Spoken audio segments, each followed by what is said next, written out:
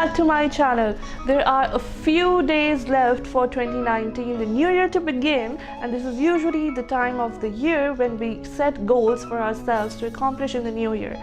And if you're somebody like me, you set goals for yourself every year and then you work on them so hard for a couple of days of January of the new year, and then after like 2 to 3 weeks into January and your motivation completely withers out. Eventually you forget about your goal and then you reach here this time of the year and your goal for the year gets carried forwarded to the new year, because obviously you forgot about the goal and didn't do anything about it after like 2 or 3 weeks of January. So I was reflecting upon why I do not keep up with my goals, and I got to know that the bug was in the way that I was planning my year. So I decided to share my tips and tricks in which I am planning my 2019 to finally accomplish my goals. This video is going to be divided into 5 different questions using which we are going to plan 2019. So let's start with the first question.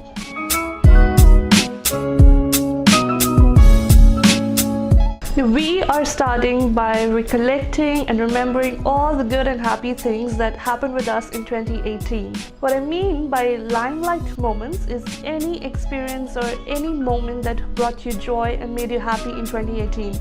If by any chance anything bad that happened in 2018 comes to your mind when you think of your limelight moments from 2018, just think what that bad situation actually taught you, because everything bad that happens with us teaches us something that can help us in the future. So if anything negative comes into your mind, just try to find out the teaching or the learning that you got from that particular negative experience and be happy about it. That learning can be your limelight moment.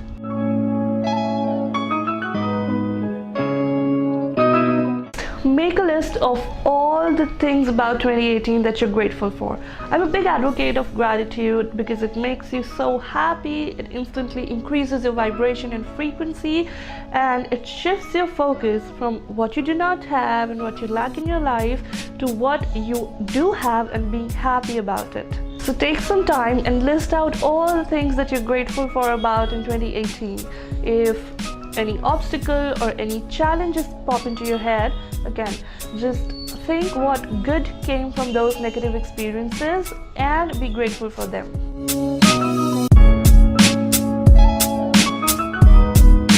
Now, what I mean by compass is that it's actually a word that represents how you want to feel or what you want to do or what you want your main focus to be in the new year.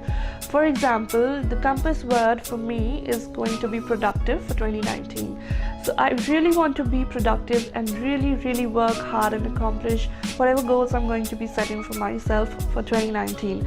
It can be anything for you. It can be patience for you, for example, if you're somebody who's really impatient about everything in general, and if you want to be more patient in every aspect of your life, then patience can be the compass for you.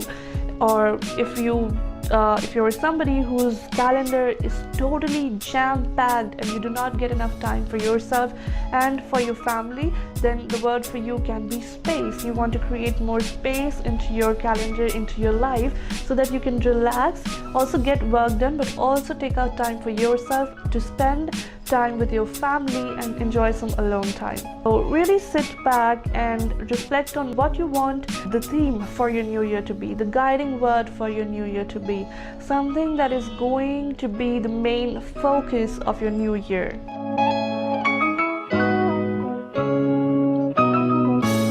So now comes the fun part of planning for 2019.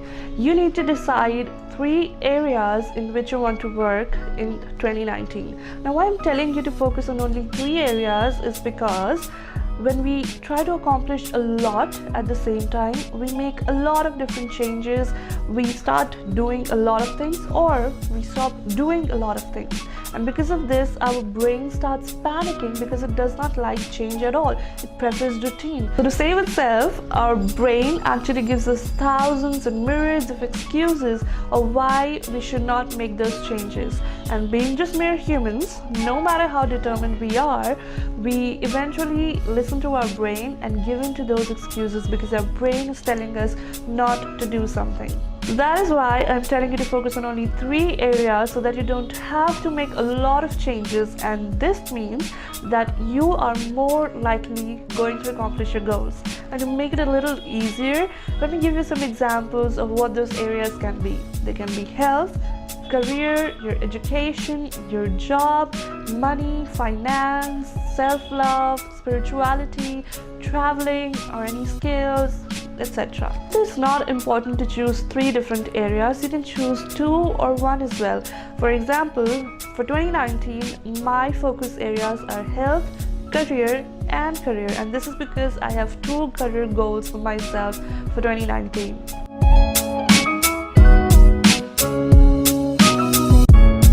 Now, decide what one goal you have for yourself in each of these 3 areas. Where do you want to see yourself in December 2019 in terms of each of these 3 areas? I was watching some YouTube videos and I heard somebody mention this really amazing quote. We always overestimate the change that will occur in the next year and underestimate the change that will occur in the next 10. As Bill Gates rightly says, we usually overestimate what we can achieve in 1 year. So really sit back and think through the goals that you've set for yourself. See if those goals are really actually attainable in 2019, given all your circumstances and situations. I mean, we all have certain non-negotiable situations and circumstances in our events. For example, if you're a student, you have to spend a certain amount of hours in school or college every weekdays, and then if you are taking tuitions, you have to spend again a certain number of hours in the tuition classes, and after that you will get only a certain number of hours to work on your goals. So really thinking through the time that you're going to get every day. On a typical day, just think if the goal that you've set for yourself is attainable and achievable in 1 year, given a typical day and the number of hours that you're going to get on a typical day. Obviously, there are going to be certain things that are going to come up in front of you because not every day goes as the way you plan it. But just think how your typical day looks like and how many number of hours you're going to get to work on your goals, and then set a goal for yourself.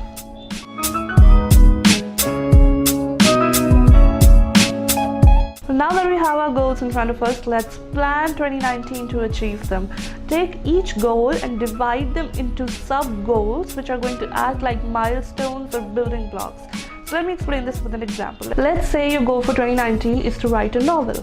So your sub-goals or milestones are going to be create a plot, define character sketches, write the novel, a draft, and then review and edit, and then find a publisher. Next, you have to try and estimate how much time or how much months you're going to need to accomplish each sub-goal. And obviously each sub-goal is going to take different amount of time. Taking the same example, creating a plot and defining character sketches is not going to take as much time as writing the story and creating the draft. You need to do a little bit of estimation here and decide, just estimate roughly how much time you're going to need for each sub-goal, and once you've done that, you can now decide every day what you need to do in order to accomplish those milestones in the amount of time, in the deadline that you have set for yourself. But there are certain goals that actually require you to make lifestyle changes and making new habits rather than being a to-do list kind of a thingy. So a very common example of this is trying to lose weight. So when you're trying to lose weight, you have to incorporate new habits in your daily routine.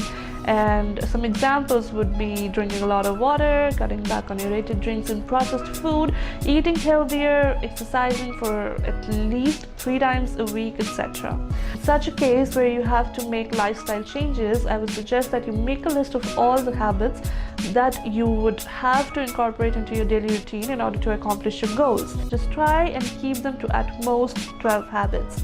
Now what we want to do is, if you have a list of 12 habits, assign each habit to each month, and in case you have 6 habits, assign each to every alternate month. So what we are basically doing is we are trying to incorporate a very small change and make a new habit every month, and when your brain accepts that new change as a part of your routine and does not see it as something new, we incorporate another small change and try to make a new habit again, and we keep repeating it. What I simply mean is that, for example, you start drinking a lot of water in the month of January, you do it for 31 days and it becomes a part of your routine and it becomes a habit. So now you're going to do it subconsciously in the coming days, and then in the month of February you incorporate another small change by either cutting back processed food or maybe exercising 3 times a week. And then in the month of March, because now drinking water and exercising has become a part of your routine, you are subconsciously going to continue to do those, and now you incorporate another small change by, let's say, cutting out processed food in the month of March, and so on. Alright, so these are my tips on how you can plan a successful 2019. I hope you find this video helpful. If you did, don't forget to give it a thumbs up. If you have any feedback or video suggestions for me, do not forget to let me know in the comment section down below. Thank you so much for clicking on this video. You can watch my other videos right over here, and do not forget to subscribe to my channel by clicking this button right over here. I'll see you guys soon in the next video. Until then, take care, keep loving, and have an amazing day ahead. Bye!